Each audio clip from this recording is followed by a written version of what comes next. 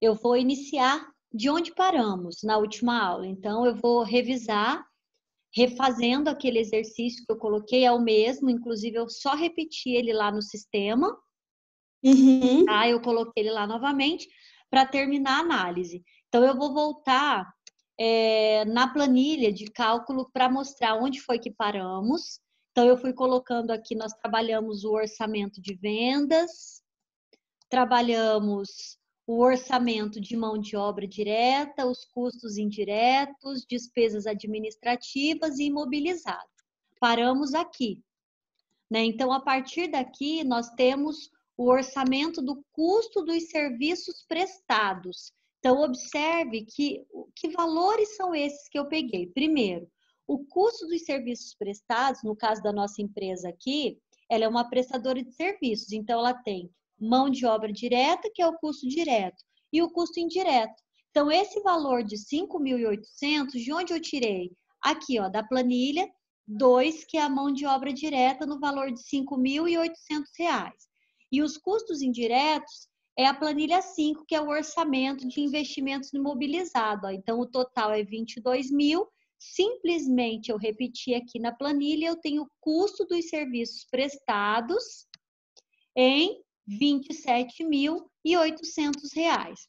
A partir daí, nós vamos entrar agora no fluxo de caixa, que mostra, porque nós precisamos desse fluxo de caixa para trabalhar a mensuração do ativo. Então, rapidamente, eu vou voltar aqui, vou ler o que nós vamos ter que fazer nesse fluxo de caixa, até, então, chegarmos aqui no propriamente dito no balanço patrimonial, que é o que nos interessa, né? Então, aqui no exercício, uma vez que eu cheguei no fluxo de caixa, então eu vou olhar aqui, ó. Tudo isso aqui eu já coloquei na planilha, custos indiretos, projeção de despesas administrativas e de vendas e do investimento. O passo 2 e o 3 é exatamente projetar o fluxo de caixa e o orçamento do balanço patrimonial. Então, o que eu tenho? Receita de vendas, 50% são recebíveis à vista e 50% no trimestre seguinte. Então, isso quer dizer que essa empresa vende em uma mais uma. Ela recebe a metade à vista e a metade para 30 dias. Nesse caso, não é 30 dias, é no trimestre seguinte, porque nós estamos falando de 4 trimestres. Os 7.500 da conta clientes do balanço patrimonial serão recebidos no primeiro trimestre de 2017. Vou voltar aqui para vocês verem, ó. Essa conta clientes aqui do balanço patrimonial de 2016 é um valor de venda que não foi recebido e que vai ser recebido em 2017. É isso que está dizendo. Então, nós já sabemos quais são as entradas e as saídas para nós fazermos na planilha. As saídas de caixa, mão de obra direta, custos indiretos são desembolsados no mês de incorrência. Então, quer dizer, o que é mês de incorrência? No mês que aconteceu. Então, aquela mão de obra do primeiro trimestre vai ser pago no primeiro trimestre e assim por diante. O imposto de renda de 2016 deverá ser pago em 2017, trimestralmente em partes iguais. Que imposto de renda é esse? É aquele que está lá no balanço patrimonial. Olha lá, ó. R$ 900 eu vou pagar em 2017 em 4 vezes, porque são 4 trimestres. Então, eu vou dividir esses R$ 900 em 4. E o imposto de renda de 2017 vai ser pago, né, somente em 2018. Então, ele vai ficar lá no balanço patrimonial. A aquisição do imobilizado será paga dentro do trimestre que for adquirido. O saldo da conta credores diversos do balanço patrimonial permanece inalterado. Os impostos sobre vendas a pagar do balanço patrimonial será pago no primeiro trimestre de 2017, porque é muito provável, quando você tem a receita de vendas do primeiro trimestre, tem os 10% de imposto que você paga no segundo trimestre. Do segundo paga no terceiro, do terceiro paga no quarto. E no quarto trimestre vai pagar só no ano seguinte. As despesas administrativas e de vendas são pagos também no mês de incorrência. E os impostos sobre vendas de 2017 serão pagos no trimestre seguinte à sua apuração. Então, agora eu vou voltar, tá, para a nossa planilha de resolução. E nós vamos colocar isso tudo agora aqui na planilha já em prática. Veja bem, eu começo com o fluxo de caixa. Que saldo é esse? Esse saldo de R$ 1.200 é o que estava no balanço patrimonial de 2016 na conta clientes. Então, eu estou, né, tendo aqui uma disponibilidade. Estou começando com R$ 1.200. Clientes. Veja que aqui eu tenho saldo do balanço patrimonial. É o que estava lá no balanço no valor de 7.500. Aqui eu tenho 50% das vendas que são à vista e 50% no trimestre seguinte. Então, a venda de janeiro foi 14 mil.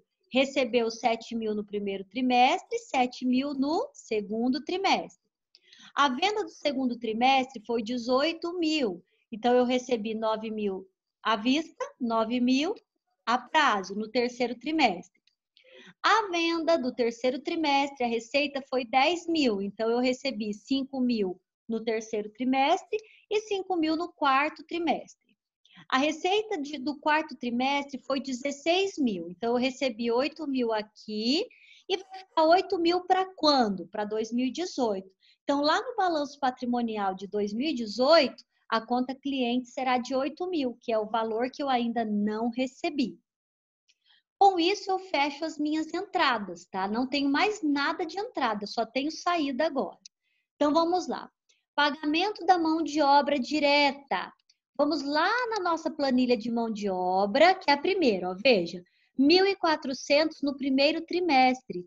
Lá no exercício dizia que nós vamos pagar exatamente no trimestre que aconteceu. Está aqui, ó, 1.400 no primeiro, 1.800 no segundo, 1.000 no terceiro, 1.600 no quarto.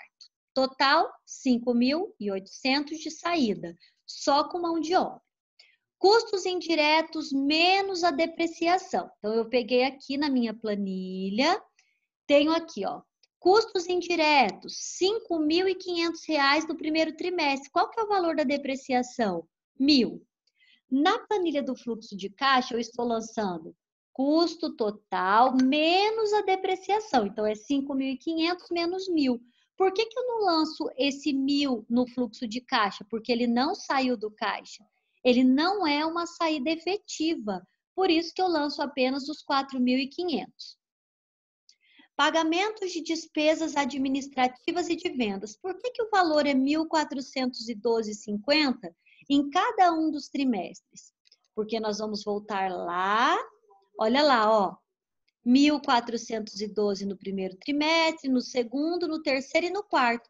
Nós pagamos no mês de incorrência. Pagamento da aquisição do imobilizado, mesma coisa. Nós compramos para a empresa, qual que é o valor do imobilizado? Olha, 5.500 em cada um dos 4 trimestres, eu estou pagando. Então, aqui no fluxo de caixa, observe, ó, 5.500 em cada um dos 4 trimestres. Depois, pagamento de impostos sobre vendas. O pagamento do imposto sobre vendas, eu estou pagando sempre do mês anterior. Esses 500 aqui, ó, é o que estava lá no balanço patrimonial de 2016 e impostos sobre vendas. Já o 1.400, ele saiu daqui, ó. Vamos voltar na primeira planilha. Olha só, eu tenho aqui, na primeira planilha, 14 mil de receita. Qual que é o valor dos impostos sobre vendas? 1.400. Só que eu não vou pagar no primeiro trimestre, vou pagar no segundo. Então, por isso que lá no fluxo de caixa, olha só, pagamento de impostos sobre vendas. Olha onde está os 1.400 aqui, ó. Está no segundo trimestre. No terceiro trimestre, eu pago do segundo, que é 1.800, e no quarto trimestre, eu pago do terceiro, que é 1.000. Não vai ficar um imposto para fora aqui do meu fluxo de caixa? Vai. Esse 1.600, que é o valor do imposto sobre vendas, aliás, né? Aqui, ó. 1.600, que é o valor do imposto sobre vendas do quarto trimestre, ele será pago somente no ano de 2017. Então, ele vai ser lançado no balanço patrimonial de 2017, certo? Vamos ver o que mais que nós temos aqui. Pagamento de imposto de renda. O imposto de renda, que estava lá no balanço patrimonial, ele estava no valor de R$900. Só que a política da nossa... Professora. Pode falar. Pode Professora. falar. Sim. Tá travando. Tá travando? E agora? Tá indo? Aham. Ah, então tá. Se travar, vocês podem falar. Tá travando ainda. Eita. Tá travando.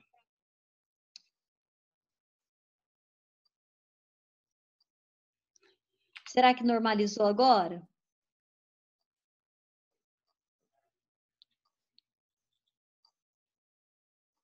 Ana? Agora tá normal. Ah, então Tá tá. normal, professora. Beleza, se travar de novo, você fala, tá? Ó, Tá. esses R$900 aqui era o imposto de renda que estava no balanço patrimonial. Então, o que foi dito no exercício? Que era para dividir e pagar em partes iguais. Como nós temos 4 trimestres, nós pegamos R$900, dividimos em 4 e deu 225 por trimestre. É por isso que está assim. Aqui nós temos agora a somatória das saídas, que está somando isso aqui, ó, para chegar nos 13.537,50. Quanto que nós tivemos de entrada? 15.700. Por quê? Porque nós já tínhamos 1.200 no caixa. Então, nós temos 15.700 de entrada, menos 13.537 de saídas. O nosso saldo final é 2.162,50. Esse valor aqui, ele será o saldo inicial do segundo trimestre. Olha lá, ó, 2.162,50. Então, o que eu fiz? Eu somei essas entradas, 2.162,50 mais 9.000 mais 7, deu quanto? 18.162,50 de entrada, menos a saída de 14.837,50, o saldo final do segundo trimestre, 3.325. Vamos iniciar o terceiro trimestre com 3.325, mais o que entrou, 17.325, menos as saídas de 14.437,50, o nosso saldo final do terceiro trimestre, R$ 2.887,50, que será o saldo inicial do quarto trimestre. Somamos com as entradas e chegamos aqui em 15.887,50 de entradas no quarto trimestre, menos 14.237,50 de saídas, nós vamos ter um saldo final no quarto trimestre de R$ 1.650. Então, quer dizer, no ano de 2017, nós encerramos o ano com um saldo em caixa de R$ 1.650. Agora, nós colocamos tudo isso numa DRE, certo? E aí já vem a mensuração da DRE. Olha só, o que nós temos aqui na DRE? Vendas de serviços, 58.000, primeira planilha. São as receitas de venda do trimestre, dos 4 trimestres.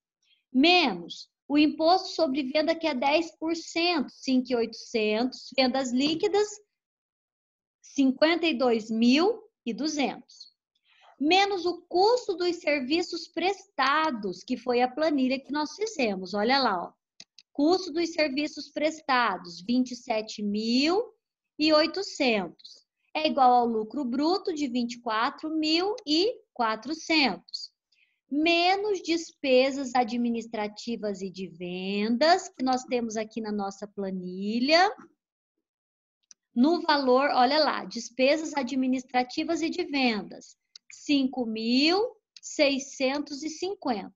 Então, menos 5.650, lucro antes do imposto, 18.750. O imposto de renda é 15%, 15% de 18.750 é 2.812,50. Então, qual foi o nosso resultado líquido de 2017? 15.000, né? Aqui é 2017, vamos acertar aqui. Opa, voltando. Depois eu arrumo, que tem que arrumar dentro da planilha. Lucro líquido de 2017, 15.937,50. Agora, de posse de todos esses dados, né, que vocês aí depois assistindo a aula, a Ana que está aqui comigo, já entendeu de onde saíram esses valores, porque isso que é importante, porque na hora de mensurar o ativo e o passivo, eu preciso saber de onde saíram esses valores. Por isso que eu optei por resolver esse exercício com vocês, para vocês entenderem. Olha só, nós vamos agora à mensuração do balanço patrimonial, que é esse o nosso conteúdo. Primeiro, ativo circulante. O que eu tenho aqui? 1.650. De onde saiu esse valor de 1.650? É o resultado do meu fluxo de caixa. Então, o ativo, as disponibilidades que eu tenho no ativo, como que é mensurada? É mensurada pelo que eu tenho no caixa no final de um período. Então, eu fiz o meu fluxo de caixa, olha só. Quanto que sobrou para mim no final do quarto trimestre? 1.650. Então, é o que eu tenho de disponibilidade. 1.650. Clientes, 8.000. De onde saiu esse item de 8.000 dos clientes? Eu vou voltar lá na primeira planilha em que eu vendi. E as minhas vendas foram de 16.000. Mas como que eu vendi? Eu vendi 50% à vista e 50% para o próximo trimestre. Então, aqui, ó, nas entradas, eu recebi do meu cliente 8.000 no quarto trimestre. E os outros 8.000 ficou para o próximo ano. Então, por isso que no balanço patrimonial, a mensuração de clientes aqui é o que a empresa ainda tem a receber, ela não recebeu. Então, é o mesmo, eu poderia substituir clientes por contas a receber no curto prazo. Por isso que está dentro do ativo circulante. Já o ativo não circulante, por que eu tenho um imobilizado de 107.000 e uma depreciação acumulada de 14.800? Eu vou voltar um pouquinho no balanço anterior para vocês verem o porquê que eu tenho esse valor aqui, tá? Observe que... Opa, vamos voltar no anterior. Eu voltei no errado aqui. Tem que voltar lá no enunciado do exercício. Aqui. Observe comigo que o balanço de 2016 eu tinha um imobilizado de 85.000. Só que eu adquiri mais imobilizado em 2017, certo? E a depreciação acumulada é a mesma coisa. Aqui era 10.800, mas eu tive depreciação no ano de 2017. Por isso que eu tenho esse resultado diferente aqui. Né? Então, aqui, olha, eu tenho no meu balanço patrimonial de 2017, 107.000 de imobilizado, que foi o imobilizado que eu tinha em 2016, mais o meu imobilizado que eu adquiri em 2017. Olha só o meu imobilizado aqui, ó. Mais 22.000 de imobilizado. Mas eu tive também depreciação, certo? Então, a depreciação que eu tive aqui, ó, eu tive 4.000 de depreciação em 2017. Por isso que se acumulou. E a minha mensuração do ativo não circulante do imobilizado, como que eu poderia explicar? Eu estou acumulando imobilizado de 2016, mais o que eu adquiri para o imobilizado de 2017. E a depreciação, o mesmo processo. Era a depreciação que eu tinha em 2016, mais 4.000 de depreciação em 2017. Posso fechar o ativo? Posso. 1.650 mais 8.000 mais 107 menos 14.800 de depreciação, o ativo vai somar 101.850. Ou seja, eu consegui mensurar e explicar todos os itens que compõem o ativo circulante. E no caso do passivo circulante? No passivo circulante, eu tenho aqui credores diversos, não se alterou. E por que não se alterou? Porque não foi pago. É alguma dívida que essa empresa tem e ela ainda não pagou, por isso que ainda continua, eu estou puxando credores diversos do ano de 2016. E lá no enunciado tinha essa afirmação dizendo: a conta credores diversos do balanço patrimonial permanece inalterada. E os impostos sobre vendas a pagar? De onde saiu esse valor? Da receita de vendas. E por que eu ainda tenho que pagar? Porque eu pago no trimestre seguinte. Olha lá, aqui eu tenho o orçamento de receita de vendas, certo? Olha lá, as vendas do quarto trimestre foram 16 mil e o imposto 1.600. Só que esse imposto será pago no próximo trimestre, então significa que será pago em 2017. Por isso que aqui é imposto sobre vendas a pagar. E o imposto de renda a pagar, de onde saiu? Da minha DRE. Olha lá o meu imposto de renda de 2017. 2.812,50. É exatamente o que eu tenho aqui no balanço patrimonial, ó. 2.812,50. E a mensuração do patrimônio líquido? Capital social permanece 70 mil. É o mesmo que estava no balanço de 2016, porque não houve aumento e não houve redução desse capital social. E os lucros? Esses sim serão acumulados. Por quê? Porque eu tenho um lucro de 15.937,50 no ano de 2017. E qual era o meu lucro em 2016? 10 mil. Então, 10 mil que eu tinha de lucro, mais o lucro de 2017 de 15.937,50, gerou um lucro acumulado de 25.937,50. Já posso fechar o meu balanço, passivo mais patrimônio? Posso. Então, eu tenho aqui, ó, 1.500 mais 1.600 mais 2.812,50 mais 70 mais 25.937,50, eu tenho uma soma do passivo em 101.850. O que indica e afirma que existe exatamente para cada aplicação de recurso no ativo, eu tenho uma fonte que está ou no passivo ou no patrimônio líquido. E para finalizar o exercício, claro que isso aqui não vai cair na prova, mas essa mensuração, sim.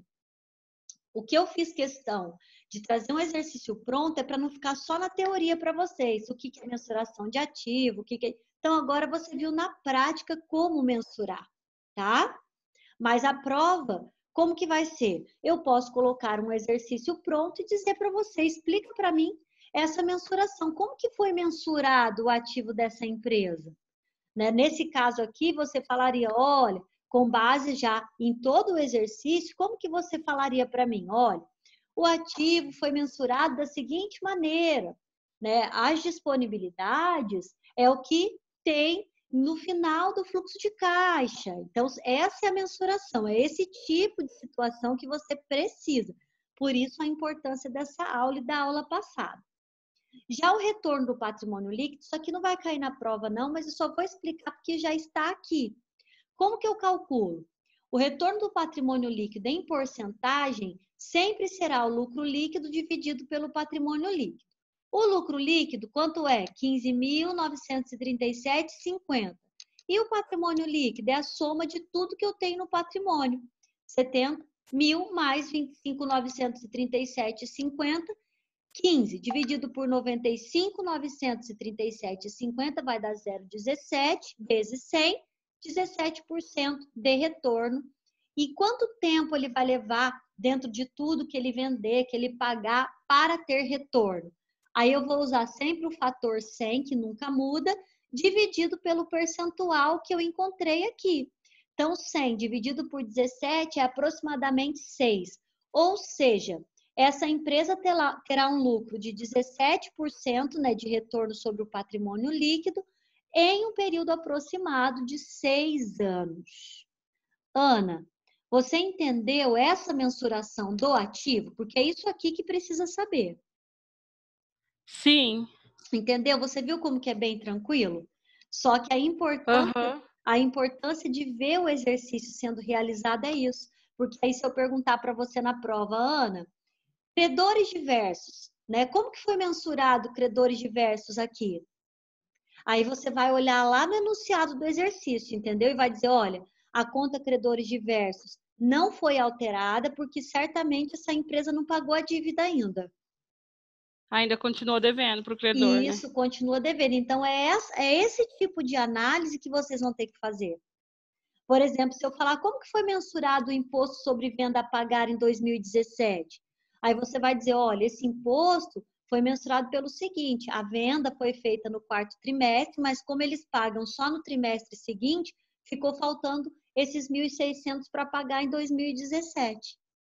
Entendeu, Ana? Entendi. Então, isso, então, o cálculo já vai estar pronto. O que Pronto. precisa é fazer essa análise. Então, pode ser que eu coloque um exercício para vocês completo, como esse, o enunciado e a resolução. Entendeu? Tudo certinho. Entendi. Eu vou colocar lá todo o enunciado e toda a resolução. Então, a ideia vai ser vocês olharem o enunciado, fazerem essa leitura e utilizarem a teoria que nós já temos para colocar isso na prática. Porque o mais importante aqui é saber como que foi mensurado, né? Então, é isso Você vai que é colocar importante. essa aula no AVA, professora? Oi? Você vai colocar essa aula no AVA? Vou. Eu já Vai? coloquei a de terça-feira e essa aqui é que ela demora um pouquinho, mas quando eu termino, quando eu encerro aqui, ela já vai gravada. Aí eu coloco ela no. Eu já coloco ela no Zoom, aliás, no YouTube e já baixa. Às vezes o que demora um pouquinho é para o YouTube baixar, entendeu? Mas aí já fica lá no AVA. Porque se vocês precisarem depois, já está lá. Entendi. Tá bom? Tá bom, professora. Ana, então no mais, agora a gente se encontra no dia da prova, se Deus quiser, né? Eu vou deixar, né? Vou deixar aberto. Mas eu não vou ter aula terça? Não, a semana de prova não vai ter aula, só prova. Ah, mas a prova não vai começar quarta? Então, segunda e terça não tem aula da semana que vem? Então, Ana, eu acho que sim. Eu vou até confirmar com a Valéria, porque agora eu fiquei meio confusa, mas até onde eu sei, a semana de prova ia ser só semana de prova. É que agora no sistema remoto, não sei. Mas se fosse presencial, não teria. Ah, Então, entendi. seria a semana inteira de prova. Então, eu vou confirmar, tá? Qualquer coisa, eu mando um Tá bom, recadinho para professora. você, tá? Se for ter, mas Beleza, eu acho então. que não, tá? Eu acho que vai ser só mesmo prova. Essa semana foi revisão e semana que vem já começa a semana de prova. Mas se for ter, eu aviso, tá? Beleza, professora. Então tá ok, Ana. Fica com Deus e até a próxima, tá? Amém. Fica com Deus. Bom final de semana. Amém para você também. Tchau, tchau.